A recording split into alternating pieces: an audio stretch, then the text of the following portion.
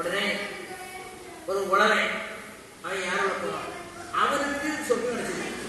அப்போ இந்த பிராமணன் இருக்காங்க. ஆனால் எப்போதுமே கடவுள் பிறந்தது எனக்கே சொர்க்கம் கிடையாது. எப்பா அந்த உலகம் ஏறக்கப்ப போதும் ராமங்கிறான், உழவும் போதும் ராமங்கிறான், வைக்கும் போதும் ராமங்கிறான், சாப்பிடும் போதும் ராமங்கிறான், படுக்கும் போதும் ராமங்கிறான். அதுதான் அவனுக்கு சொர்க்கம் கிடைச்சதுன்றாங்க. அதே மாதிரி ஒரு செருப்பு தைக்கிறேன் நார்வல் கிடைக்கிறார். எப்பா நீ செருப்பு தைக்கிய ஊசி மழைக்குள்ள ஒட்ட யானை போமான இதே நினைச்சா போக சொன்னான். பிராமணன் போவாங்க. உடனே அந்த செருப்பு தைக்கிறது தான் சொர்க்கம் கிடைச்சது. பிராமணனுக்கு மறுபடியும் நம்ம பூர்வத்தை இருக்கிறார். அதாவது நம்பிக்கையோடு வழிபாடு செய்யணும். முழு நம்பிக்கை ஏன் கடவுள் அழக நம்பிக்கையோட இறைவனை வழிபாடு செய்யக்கூடாது என்பது இந்த கதைகள்லாம் நமக்கு உணர்த்தது. அப்போ காலேஜ் சொல்லிட்டு இறைவனை புகழப்பாடு 108 இதனே 108 தம்பிங்களா 108 108 நம்மளை காப்பாற்றும் என்றால் 108 நம்மளை காப்பாற்ற 108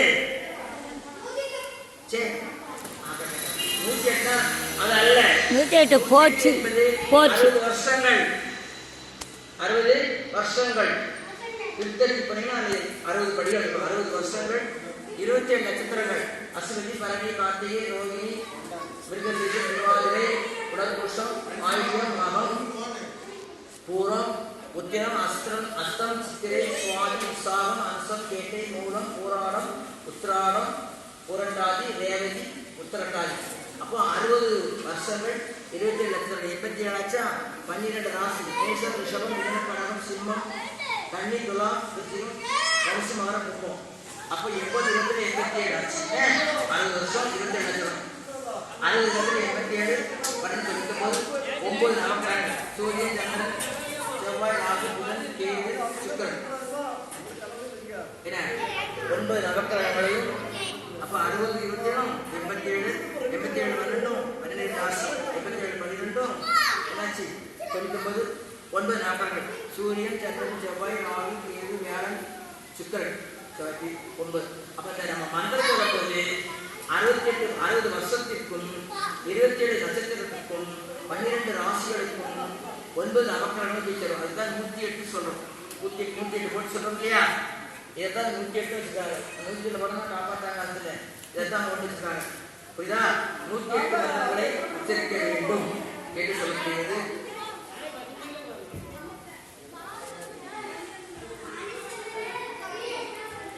ஆகவே நான் என்ன செய்ய வேண்டும், ஆலயக்கும் இந்த வழியில் அந்த ஆலயத்தில் 6 மணிக்கு வளர்ந்து வாழ்ந்தேன். 6 சன் செய்தி ஓடிக்கிட்டு இருக்கும். இந்த கலியுகத்தில் ஒரு சரியான நேரத்துக்கு வர முடியாத சூழ்நிலை மக்களுக்கு வரும். ஏன்னா கையில் செல்ஃபோன் இருக்கு, கட்டி 14 GB மைக்ரோமேக்ஸ் டிவிலாம் இருக்கும். ஒரு செல்ஃபோனு லேப்டாப்பு என்ன எல்லாம் கட்டுறது. சரி நான்லாம் ஒன்று கேட்குறேன், இதெல்லாம் திங்க முடியுமா? லேப்டாப்லையோ கம்ப்யூட்டரையோ டிவியோ சாப்பிட முடியுமா? விவசாயம் சாப்பிடணும். இதெல்லாம் நமக்கு பயன்படுத்தாது கொள்ள வேண்டும். அமைதியே கேளுங்களேன்டா நல்ல கருத்துக்களை.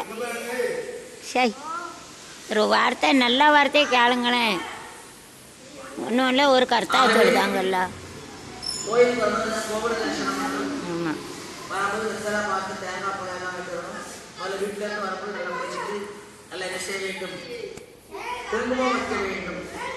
யாராவது குங்குமமா அந்த குங்குமமானது எலுமிச்சப்பழம் என்ன மஞ்சள் கஸ்தூரி மஞ்சள் படியாது. அந்த குங்குமத்தை நெற்றி அந்த எழுத்து வச்சோம்னா அந்த நெற்றில ஒரு முடிச்சு இருக்கு. அந்த முடிச்சிலே அந்த கைப்படும் போது நமக்கு அந்த மூளையான விளக்கி தலைவலி வராது. அதான் நெற்றி பொட்டி அந்த மோதல் வந்து குங்குமத்தை வைக்கணும். யாரா வைக்கமா பாம்பு மாதிரி வள்ளி மாதிரி தேள் மாதிரி பாச்சா மாதிரி ஒப்புட்டு வைக்கணும். திருமணமான வந்து 3 இடத்தில் குங்குமத்தோட நெற்றியிலும் தலை சிறந்த நெற்றி வயிற்றிலும் கழுத்திலே வைக்கணும். 3 இடத்துல குங்குமம். அதே மாதிரி கல்யாண கன்னி பெண்கள் சாந்து போட்டுக்கணும். அதுக்குள்ள சாந்து போட்டு அதுதான் வைக்கணும். அவ்வளோ அப்படியே வைக்காம எந்த பொட்டலாமோ வைக்காம அது அவ்வளோ வச்சது பாத்ரூம்ல கிடக்கு. பொட்டு பொட்டு அது வேணுது ஸ்டிக்கர் போட்டு அதை ஸ்டிக்கர் போட்டுக்கலாம். ஆமாம் பாம்பு பல்லி பாச்சா எல்லாம் நிறைய பேர் பார்க்கணும். நல்ல சாரப்பாம்பு என்ன பெண்கள் சாந்து போட்டு வைக்கணும். சாந்து போட்டு நான் வச்சிருக்கிறேன் பாருங்க, அதை வைக்கணும். அப்படின்னா கல்யாணத்துக்கு தெரியும். அதே மாதிரி பெண்கள் தலையை விரித்து போட்டு சொன்னது நிறைய பேர் தலையை விரிச்சு தான் போடுவாங்க. தலையை வச்சு போட்டா தலையில இருந்து பேச்சு அதிகமாக சாஸ்திரம் இருந்து தலையை வச்சு போட்டு அந்த பாஞ்சாலி தலையை வச்சு போட்டாங்களா என்ன எது அழுத்தது துரியோதன மண்டபம். அதே மாதிரி கையைக்கு தலையை வச்சு போட்டாங்களா என்ன அயோத்தி போச்சு. அதுதானே கண்ணிக்கு தலையை வச்சு போட்டா 18. பெண்களுக்கு தலையை விரித்து போடக்கூடாது. நல்லா அழகா விஷயம். சடவெட்டி போடுறது யார் சடவெட்டி போடுறா? யார் கொண்டவடம். யார் கொண்டவடம்? சண்டை போடுறாங்க. அடிவங்களே ரேஷன் 3 வருஷம் பெண்களுக்கு ஆண்களுக்கு 1 வருஷம். இங்கே ஓடுறாலும் சண்டை தான். அது இதெல்லாம் சண்டை. இந்த ஊரில் இல்லை, யாரும் தூர்காரம் செய்ய மாட்டாங்க. ஆகவே நெற்றிலே வகுந்தெடுத்து 3 சடை போடுறாங்க. அதெல்லாம் பிறந்த வீட்டிற்கு இடது, பிறந்த வீட்டிற்கும் புகுந்த வீட்டிற்கும் நான் சமமாக இருப்பேன். அதாடி பிறந்த விட்ட மாட்டேன். எங்க அம்மா அப்படி இருக்காங்க, எங்க அப்பா விட அப்படி என்ன அதை குடிச்சு வச்சிருக்காரு.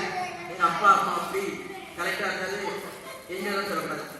பெண்ணை கட்டிட்டாச்சுன்னா அதை பிறந்த வீட்டையும் போட்ட வேண்டும், புகுந்த வீட்டையும் போல இந்த சடையை 3 சடை இருக்கு. அது பிறந்த வீடு, புகுந்த வீடு, சொந்தக்காரங்க.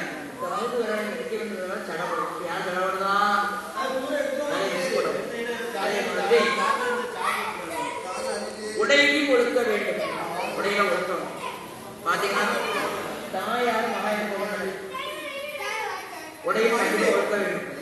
ஏன்னா வயசுக்கு சொன்னது உடைகளை அணிய வேண்டும். நம்ம இந்துவா இருக்கும். இந்துவாதான் முஸ்லிம் பெண்களை பாருங்க, ஒரு அழகா மரணா போட்டு தன்னுடைய உபகாரம் தன் கணவரை தவிர மற்றவர்களுக்கு தெரியக்கூடாது. இதுதான் சாஸ்திரம். அப்படியே ட்ரெஸ் பண்ணுவோம். முஸ்லீம் பரவாயில்ல டீச்சரா அதுக்கிட்ட அவங்க தூக்கி வச்சு பேசணும்னு சொன்னாங்க. அவங்க ஒரு காலத்தில் பரவாயில்ல சேவை தான் பண்ணாங்க. இப்போ அவங்க கருப்பாடை போட்டு அவங்களுடைய முகத்தை மட்டும் எதிராக போடுறாங்க. அதெல்லாம் உடையிலே விஷய நாகரிகமாக இருக்க வேண்டும். இந்துவாக தான் சொல்லலாம், கிறிஸ்தவர்களாக தான் சொல்லலாம். அதில் கருப்பு கட்டோடலாம் எழுந்தே பார்க்கும்போது நாங்கள் சரியில்லாம தான் என்ன இந்த உலகத்தில் என்ன கற்பழிப்பு, கொலை, கொள்ளை, போக்ஸெல்லாம் நடக்கும். ஒழுங்கு நம்ம சேலா போட்டு நீட்டா போனா யாரும் பார்ப்பாங்களா? அதான் தன்னுடைய உடம்பானது தன் கணவனை தவிர மட்டும் தெரியக்கூடாது. புரிஞ்சுக்கோங்க. அடுத்தவர்கள் நம்மளை பார்க்க